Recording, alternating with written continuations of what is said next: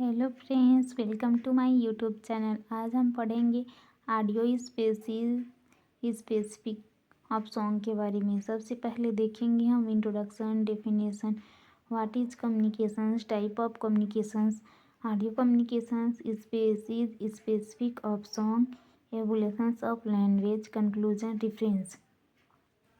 First point है introduction. किसी species द्वारा अपनी बात व बिहेवियर द्वारा दूसरी स्पेसीज तक पहुंचाना, जिसमें एक स्पेसीज सेंडर और दूसरा स्पेसीज रिसेप्टर होता है। यह प्रक्रिया कम्युनिकेशंस कहलाती है। यह प्रक्रिया सभी एनिमल में होती है, लेकिन ह्यूमन को छोड़ कर के अन्य अदर स्पेसीज में कुछ अलग अलग प्रकार से होती है।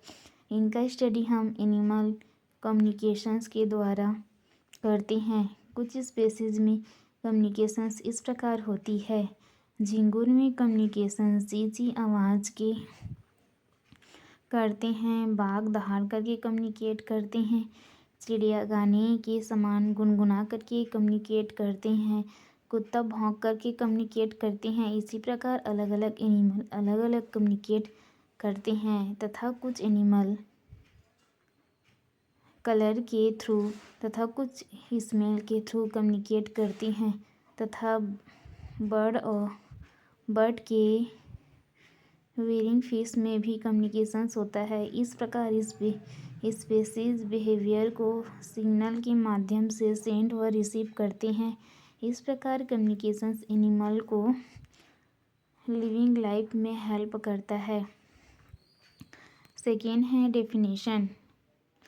कम्युनिकेशंस में सभी प्रकार के बिहेवियर आते हैं जिनके द्वारा एक ग्रुप या अदर ग्रुप के एनिमल के बीच में रिलेशनशिप बनता है।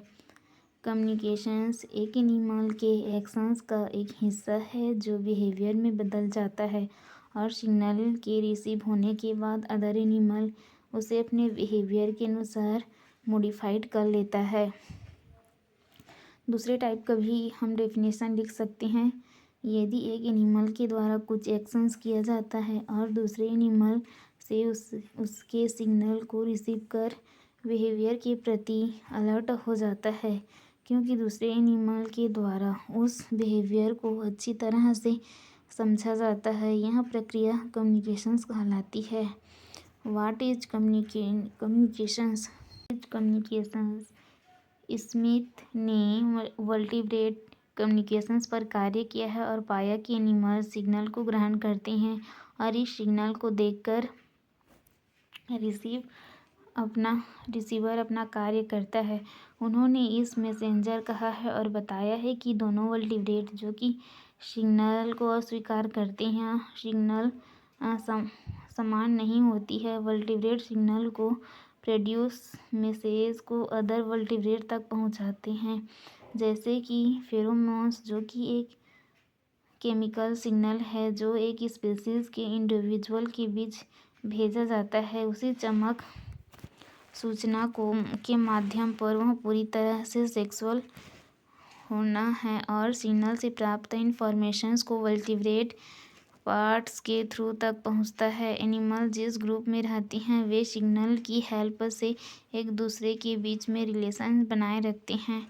फोर्थ पॉइंट है टाइप्स ऑफ कम्युनिकेशंस, जिसमें फर्स्ट है ऑडियो कम्युनिकेशंस। एनिमल में साउंड कम्युनिकेशन सबसे अधिक प्रयोग होने वाला फॉर्म है। जब एक एनिमल आवाज़ के माध्यम से एक दूसरे से बात करते हैं तो उसे साउंड कम्युनिकेशंस कहते हैं।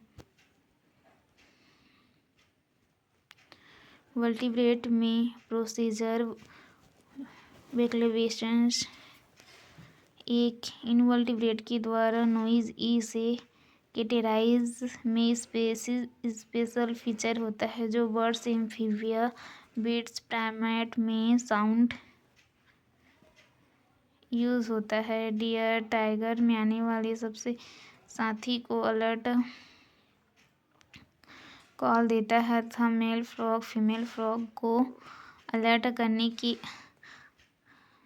करने के लिए कॉल देती है। बर्ड्स एवोल्यूशंस का प्रयोग कम्युनिकेशंस के लिए करते हैं। Bird song territorial and functions दोनों के लिए होता है। अदर एनिमल का साउंड का प्रयोग टुगेदर, रिप्रोडक्शंस, रिएक्शंस, स्पीशीज में कम्युनिकेशंस करने के लिए करते हैं। एनिमल कम्युनिकेशंस के डिफरेंट साउंड मेक करते हैं। साउंड की वैल्यू या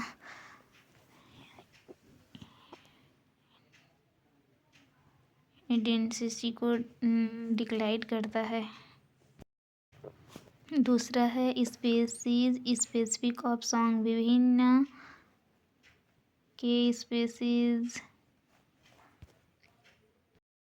विभिन्न प्रकार की स्पीशीज एक स्थान पर आकर के विभिन्न सॉन्ग को रिप्रेजेंट करते हैं, जिससे वह अपनी स्पीशीज को खोजते हैं। विभिन्न उद्देश्य हेतु अट्रैक्शन व मैटिंग आदि में बर्ड सॉन्ग की फ्रीक्वेंसी हाई होती है, जो स्पीशीज की पहचान करने में अत्यंत यूजफुल होता है।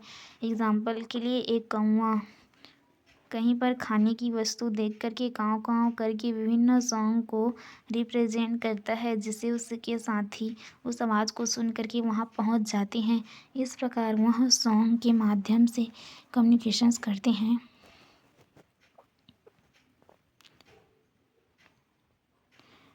पोलर बर्ड्स जो अपने पंखों को चुग जमीन पर रगड़ते हुए चलता है तथा वह दर्शाता है कि वह घायल है तथा वह लोमड़ी को अपने घोंसले के डायरेक्शन करके दूर ले जाता है। इस प्रकार वह फॉक्स कम्युनिकेशंस करता है। इस प्रकार वह अपने बच्चों को सुरक्षित रखने हेतु यहाँ करता है।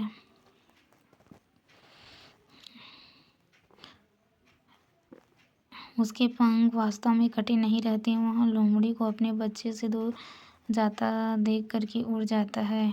फिफ्थ पॉइंट है एवोल्यूशंस ऑफ लैंग्वेज। ह्यूमन में निम्न प्रकार से भाषा का विकास हुआ है। ह्यूमन में भाषा का विकास शुरुआत में हमारी भाषा चिंपांजी जैसे हुआ करती थी। वक्त के साथ इंसानों ने अपनी भाषा में सुधार किया है। भाषा को लेकर के उनके थ्योरी दिए गए हैं, अनेक थ्योरी दिए गए हैं। पुआ थ्योरी, इस थ्योरी के मुताबिक इंसानों में लैंग्वेज का प्रयोग अपनी दर्द को उजागर करने के लिए किया जाता है। जैसे जब हम चोट लगती है तो आउच ओह जैसे शब्द बोलते हैं। टिंग डोंग थ्योरी, इस थ्योरी के मुताबिक मान्य एक दूसरे से कुछ अजीब आवाज़ों के जरिए बात किया करते हैं तथा अलग अलग काम के लिए इस्तेमाल करते हैं।